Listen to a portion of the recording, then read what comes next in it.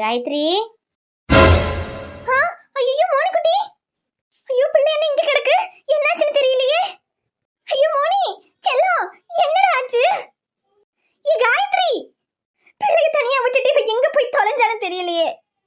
ஐயோ பிள்ளை வேற கண்ணை திறக்க மாட்டேங்குது. அடியே பிள்ளைய விட்டுட்டு எங்கடி போன? பிள்ளை மயங்கி கிடக்குடி.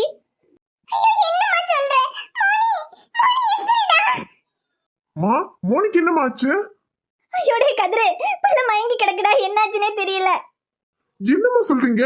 சரி பிள்ளைய தூக்குங்க, முதல்ல ஆஸ்பத்திரிக்கு கொண்டு போவோம். சரிப்பா. ஐயோ கடவுளே, அம்மா அம்மானு காலை சுத்தி சுத்தி வருவாளே, இப்படி படுத்து கிடக்காளே, நான் என்ன செய்வேன்? ஐயோ மோனி குட்டி. காயத்ரி அழாதம்மா, நம்ம குழந்தைக்கு ஒன்னும் ஆகாது, அழாத. ஐயோ எப்படிங்க அழாம இருக்க முடியும்? துரு துருன்னு ஓடிக்கிட்டு கிடக்குற பிள்ளை, ஐயோ மூச்சு பேச்சு இல்லாம கிடக்காளே, எனக்கு பயமா இருக்குங்க.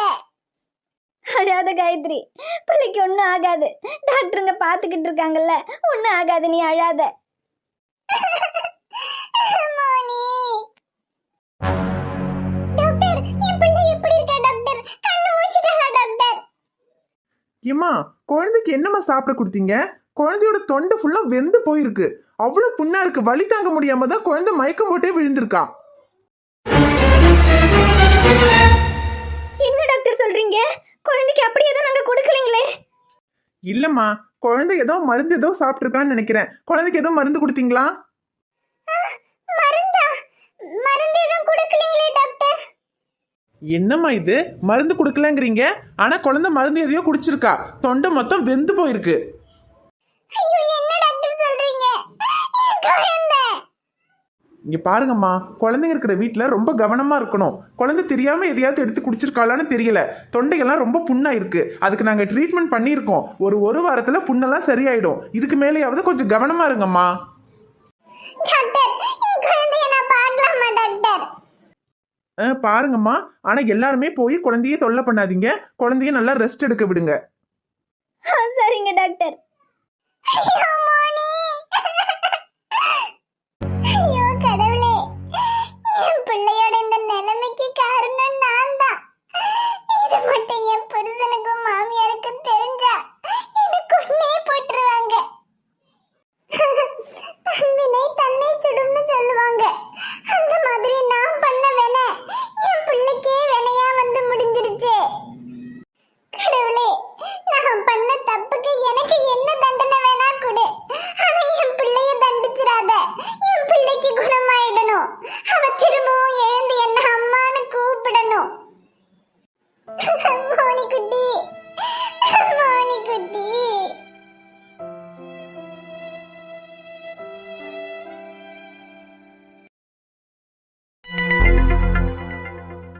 என்னைக்கு காயத்ரி இது இப்படி ஆயி போச்சே? அந்த அமுதாவுக்கு பேச்சு வராம ஆகணும்னு தான் நம்ம ஜூஸ்ல மருந்த கலந்தோம். அத கடைசியில வாமாவும் எடுத்து குடிப்பான்னு நம்ம நினைக்கலையாட்டி. சரி போட்டும் விடு, அவளுக்கு சரியாயிடும், ஒன்னும் கவலைப்படாத. எட்டி காயத்ரி, இப்ப கூட ஒன்னும் கெட்டு போகல, நம்ம ஒரு ஐடியா பண்ணுவோமா? அந்த அமுதாவுக்குள்ள ஜூஸ குடிச்சுதானே அவளுக்கு இப்படி ஆச்சு. அதுல நம்ம மருந்து கலந்த விஷயம் யாருக்கும் தெரியாதே. நம்ம வேணா சொல்லுவோம், அந்த அமுதா தான் ஜூஸ்ல என்னத்தையோ கலந்து அவளுக்கு கொடுத்துட்டான்னு. அப்படி மட்டும் சொன்னோம்னு வச்சுக்க, அப்புறம் உன் அம்மாவும் உன் தம்பியும் சேர்ந்துக்கிட்டு அவளை வீட்டை விட்டே விரட்டி அடிச்சிருவாங்க. எப்படி என் யோசனை? கிழவி, உனக்கு இன்னுமா புத்தி வரல? நான் செஞ்ச தப்புக்கு ஏன் குழந்தைக்கு தண்டனை கிடைச்சிருச்சேன்னு வருத்தத்துல இருக்கேன். இன்னும் உன் கூட சேர்ந்துக்கிட்டு நல்லவங்களுக்கு கஷ்டத்தை கொடுத்து என் பிள்ளைய பலி கொடுக்க சொல்றியா? இங்க பாரு கிழவி, அந்த அமுதா நல்ல வேணும் உனக்கும் தெரியும் எனக்கும் தெரியும். இருந்தாலும் என் தம்பியும் என் அம்மாவும் அவளை தலையில தூக்கி வச்சுக்கிட்டு ஆடுறாங்கன்ற பொறாமையில தான் உன் கூட சேர்ந்துக்கிட்டு அதையும் இதையும் பண்ணிக்கிட்டு இருந்தேன். ஆனா இதுக்கு மேல எனக்கு என் புள்ளதான் முக்கியம். நம்ம அடுத்தவங்களுக்கு கெடுதல் நினைச்சா அந்த கெடுதல் திரும்ப நம்மளதான் வந்து சேரும். நீயும் இதுக்கப்புறம் அந்த அமுதாவை பழி வாங்கணுங்கிற எண்ணத்தையெல்லாம் விட்டுட்டு இன்னும் இந்த வயசான காலத்துல உன்னைய வச்சு சோறு போட்டுக்கிட்டு இருக்காங்களே, அதுக்காகவாவது கொஞ்சமாவது நன்றி விசுவாசத்தோட இரு. அடியாத்தி, இவ என்னம்மா நந்தினி விசுவாசம் எல்லாம் பேசிக்கிட்டு கிடக்கா? இவளை வச்சு அந்த அமுதாவை வீட்டை விட்டு துரத்துவோம்னு பார்த்தா இவன் நம்மள வீட்டை விட்டு துரத்திடுவா போலயே. முன்செல்லம், இந்தம்மா ஒரு வாய் பால் குடிமா. மோனிக்குட்டி, இப்படி ஒண்ணுமே சாப்பிடாம இருந்தா எப்படிடா? ஒரே ஒரு வாய் பால் குடி. என்னம்மா தொண்டை வலிக்குதாடா? போட்டுண்டா, சரியா போயிடும். ஐயோ, என் பிள்ளை என்ன கஷ்டப்படுது. எல்லாத்துக்கும் காரணம் நான் தான். அந்த ஊர்ல இருக்கும்போது என் புருஷன் குடிகாரனா பொறுப்பில்லாம திரிஞ்சப்ப கூட என் பிள்ளைக்காக வாழ்ந்தேன். ஆனா இங்க வந்ததுக்கு அப்புறம் அந்த மனுஷன் கூட திருந்திட்டாரு. ஆனா நான் தான் இப்படி ஆயிட்டேன். எனக்கு பாடம் கத்து கொடுக்கறதுக்காக தான் அந்த கடவுள் என் பிள்ளைய தண்டிச்சிட்டாரு. மோனிக்குட்டி, அம்மாவை மன்னிச்சிருடா. இனி அம்மா எந்த தப்பும் பண்ண மாட்டேன். யாருக்கும் கெடுதல் நினைக்க மாட்டேன். இனி என் வாழ்க்கை என் பிள்ளைக்காக மட்டும்தான்.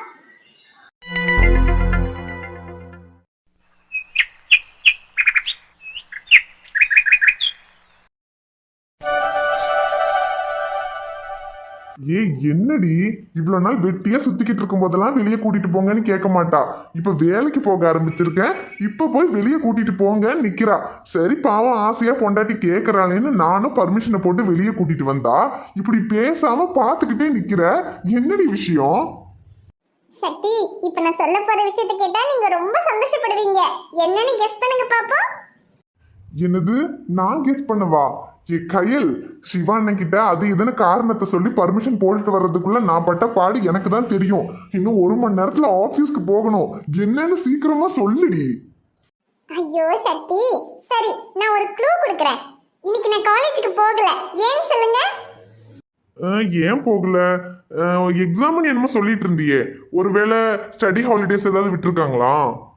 ஐயோ சரி, நானே சொல்றேன்.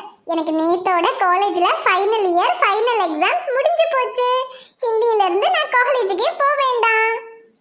ஏய், என்னடி சொல்ற? ஏப்ரல்ல தானே ஃபைனல் எக்ஸாம்ஸ் வரும்.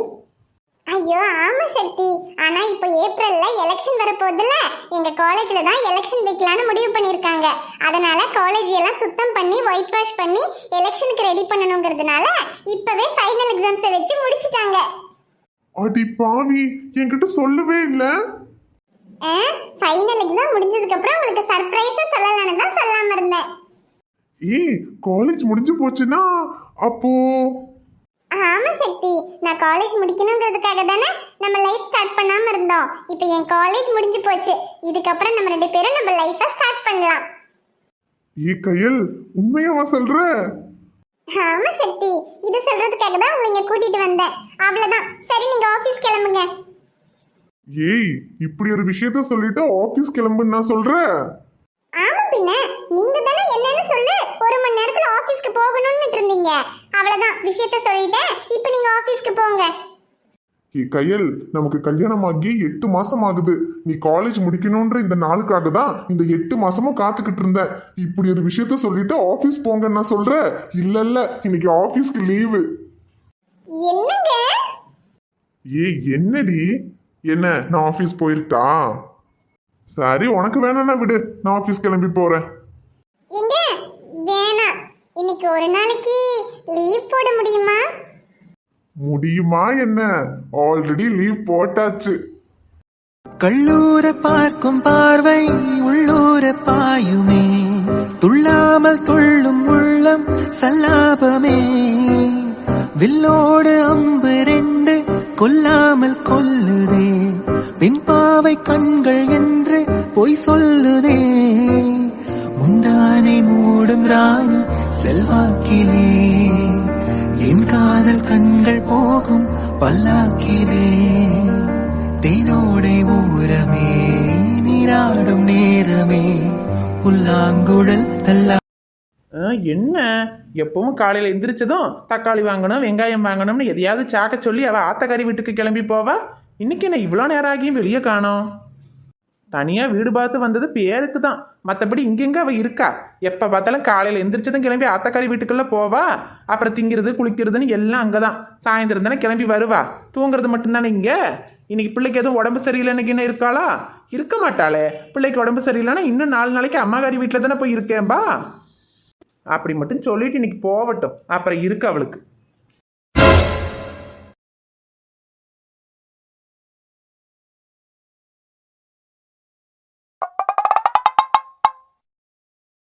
யாத்தி, இது யாரு? ஏன் மருமவளா? ஏன் கண்ணை என்னாலயே நம்ப முடியலையே. நாளையில இருந்து மாறிடுவேன்னா, ஆனா இப்படி மாறிடுவான்னு நினைச்சு பார்க்கலையம்மா. காயு, என்னங்க? காயு, நான் வயலுக்கு கிளம்புறேன். சரிங்க, பார்த்து பத்திரமா போயிட்டு வாங்க. சரி காயு, அப்புறம் நம்ம பிள்ளைய பாத்துக்க, சரியா?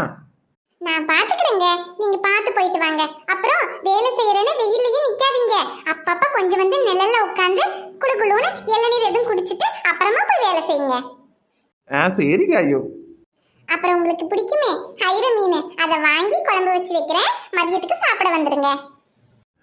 சரி காயு, அப்ப நான் வரேன். பார்த்து போயிட்டு வாங்க. என்னடா நடக்குதுங்க? ஒரே ராத்திரியில நாடக கம்பெனி எதுவும் வச்சுட்டாங்களா? இதுக்கு முன்னால என்னையும் உங்க பிள்ளையும் பார்த்ததே இல்லையா? இப்படி வாயை பொளந்துக்கிட்டு பார்த்துக்கிட்டு இருக்கீங்க. வாயை மூடுங்க, வாய்க்குள்ள ஈ போயிட போகுது. ஏன் வாய்க்குள்ள ஈ போறது இருக்கட்டும், நீ காலையில எந்திரிச்சதும் குளிக்காம கொள்ளாம புள்ளியம் தூக்கிட்டு உன் அம்மா வீட்டுக்குள்ள போவ. இன்னைக்கு என்ன, காலைல எந்திரிச்சு குளிச்சு புடவையெல்லாம் கட்டி விளக்கெல்லாம் கொளுத்தி புருஷனை பவ்யமா வேலைக்கெல்லாம் அனுப்பிக்கிட்டு இருக்க. இது என்ன அதிசயம்? அத்தை, அதிசயமும் கிடையாது, ஒண்ணும் கிடையாது.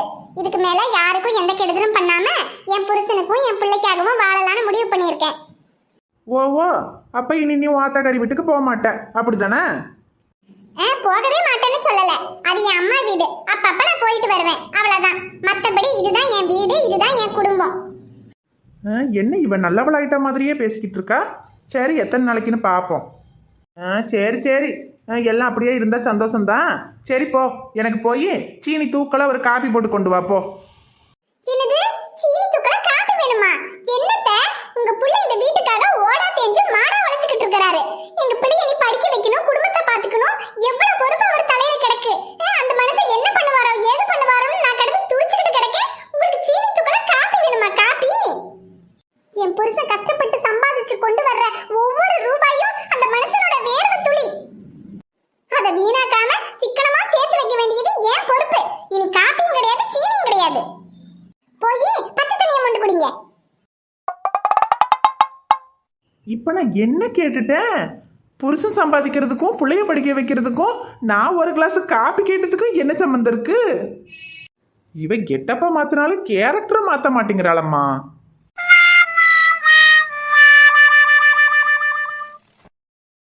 வணக்கம் நண்பர்களே, எல்லாரும் எப்படி இருக்கீங்க? நிச்சயமா நலமா இருப்பீங்கன்னு நம்புறோம். இந்த வீடியோ உங்களுக்கு பிடிச்சிருந்தா மறக்காம வீடியோவுக்கு ஒரு லைக் போடுங்க. வீடியோ எப்படி இருந்துச்சுன்னு மறக்காம கமெண்ட்ல சொல்லுங்க. வீடியோவை உங்க ஃப்ரெண்ட்ஸுக்கும் ஃபேமிலிக்கும் ஷேர் பண்ணுங்க.